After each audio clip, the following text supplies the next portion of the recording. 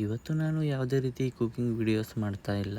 ನಮ್ಮನೇಲಿ ಇವತ್ತು ಒಂದು ಪೂಜೆ ಇರೋದ್ರಿಂದ ನಾನು ಅದಕ್ಕೆ ಬೇಕಾದಂಥ ಸಾಮಗ್ರಿಗಳನ್ನ ತರೋಕ್ಕೆ ಮಾರ್ಕೆಟ್ ಹೋಗ್ತಾ ಇದ್ದೀನಿ. ಯಾವ ಪೂಜೆ ಅಂತ ನಿಮಗೆ ಈ ವಿಡಿಯೋ ಕೊನೆಯಲ್ಲಿ ಗೊತ್ತಾಗುತ್ತೆ.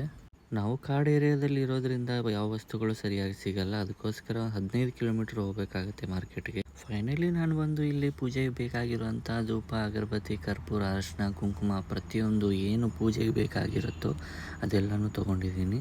ಬಿಲ್ಲಿಂಗ್ ಮಾಡಿಕೊಂಡು ಅಲ್ಲಿಂದ ನಾನು ಹಣ್ಣಿನ ಮಾರ್ಕೆಟಿಗೆ ಹೋದೆ. ಇಲ್ಲಿ ಪೂಜೆಗೆ 5 ಥರ ಹಣ್ಣು ಬೇಕಾಗುತ್ತೆ. ಅದಕ್ಕೋಸ್ಕರ ನಾನು 5 ಥರ ಹಣ್ಣನ್ನು ಸರ್ಚ್ ಮಾಡಿ ಚೆನ್ನಾಗಿರೋದನ್ನು ತೊಗೊಂಡು ಅಲ್ಲಿಂದ ಪೂಜೆಗೆ ಬೇಕಾಗಂಥ ಹೂವನ್ನ ತೊಗೊಂಡಿದ್ದೀನಿ. ಸೊ ಮನೆಗೆ ಬಂದು ಪೂಜೆ ಸಾಮಾನೆಲ್ಲ ಪಿತಾಂಬರ ಹಾಕಿ ಸರಿಯಾಗಿ ಕ್ಲೀನ್ ಮಾಡ್ಕೊಂಡಿದ್ದೀನಿ. ಸೊ ನೆಕ್ಸ್ಟು ಪೂಜೆಗೆ ಒಂದು ಡೆಕೋರೇಷನ್ ಮಾಡಬೇಕು. ಪ್ರತಿಯೊಂದು ಕೂಡ ಒಂದು ಟೇಬಲ್ ಇಟ್ಕೊಂಡು ನನ್ನ ಹತ್ರ ಇದ್ದಂಥ ಸ್ವಲ್ಪ ಡೆಕೋರೇಷನ್ ಐಟಮ್ ಇತ್ತು. ಪ್ರತಿ ವರ್ಷ ಇದನ್ನೇ ಹಾಕ್ತೀನಿ ನಾನು.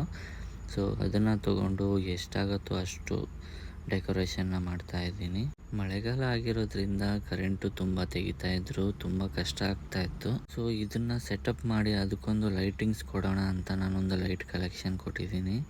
ಕರೆಂಟ್ ಇರುತ್ತೋ ಇಲ್ಲವೋ ಗೊತ್ತಿಲ್ಲ, ಬಟ್ ಇದನ್ನಂತೂ ಮಾಡಿದ್ದೀನಿ. ನೋಡುವ, ಕರೆಂಟ್ ಇದ್ರೆ ಓಕೆ. ಫೈನಲಿ ಕರೆಂಟ್ ಬಂದ ಮೇಲೆ ಒಂದ್ಸಲ ನೋಡಿದೆ, ಬಟ್ ಡಾರ್ಕ್ ಕಲರ್ ಇತ್ತು. ಇದನ್ನೇ ಹಾಕಿದ್ದೀನಿ. ಪೂಜೆಗೆ ತಂದಿರೋ ಹಣ್ಣು ಹಂಪಲನ್ನ ಒಂದು ಪ್ಲೇಟಲ್ಲಿ ಜೋಡಿಸಿಟ್ಟಿದ್ದೀನಿ. ಪ್ರತಿ ವರ್ಷ ನಮ್ಮ ತಾಯಿಗೆ ನಾನೇ ಸೀರೆ ತೊಗೊಳೋದ್ರಿಂದ ಈ ಸಲನೂ ನಾನೇ ತೊಗೊಂಬಂದಿದ್ದೀನಿ. ಸೊ ತುಂಬ ಚೆನ್ನಾಗಿದೆ ಅಂತ ಅಂದ್ಕೊಂಡಿದ್ದೀನಿ. ಹೇಗಿದೆ ಅಂತ ನೀವು ಕಮೆಂಟ್ ಮಾಡಿ. ಸ್ನಾನ ಮಾಡಿಕೊಂಡು ಪೂಜೆಗೆಲ್ಲ ರೆಡಿ ಮಾಡ್ತಾ ಇದ್ದೀನಿ. ಇವಾಗ ನಿಮಗೆ ಯಾವ ಪೂಜೆ ಅಂತ ಗೊತ್ತಾಗಿರುತ್ತೆ. ಎಸ್, ಇದು ನಮ್ಮ ಅಮ್ಮನ ಶ್ರಾದ್ದ ಪೂಜೆ. ಇವತ್ತು ಅವರು ನಮ್ಮ ಜೊತೆ ಇಲ್ಲ, ಯಾಕಂದರೆ ಇವತ್ತಿಗೆ ಅವರು ತೀರ್ಕೊಂಡು 6 ವರ್ಷ ಆಯಿತು. ಅವ್ರು ಹೋದರೂ ಕೂಡ ಅವರು ನಮ್ಮ ಜೊತೆನೇ ಇದ್ದಾರೆ ಅನ್ನೋ ನಂಬಿಕೆ ಮೇಲೆ ಬದುಕ್ತಾ ಇದ್ದೀವಿ. ಅವರು ಇದ್ದಾಗಿಂದನೂ ಕೂಡ ಇಲ್ಲಿವರೆಗೂ ಅವ್ರಿಗೆ ಇಷ್ಟ ಆಗಿರೋಂಥ ಪ್ರತಿಯೊಂದು ಐಟಮ್ನ ನಾನು ಪೂಜೆಗೆ ಇಡ್ತಾ ಇದ್ದೀನಿ.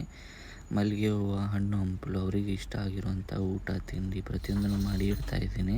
ತುಂಬ ಗ್ರ್ಯಾಂಡಾಗಿ ಏನೂ ಮಾಡಲಿಲ್ಲ, ತುಂಬ ಸಿಂಪಲ್ಲಾಗೇ ಮಾಡಿದ್ದೀನಿ. ಯಾಕಂದರೆ ಈ ರೀತಿ ಕಾರ್ಯ ಎಲ್ಲ ತುಂಬ ಕಷ್ಟ ಆಗುತ್ತೆ ಗ್ರ್ಯಾಂಡಾಗಿ ಮಾಡೋಕ್ಕೆ.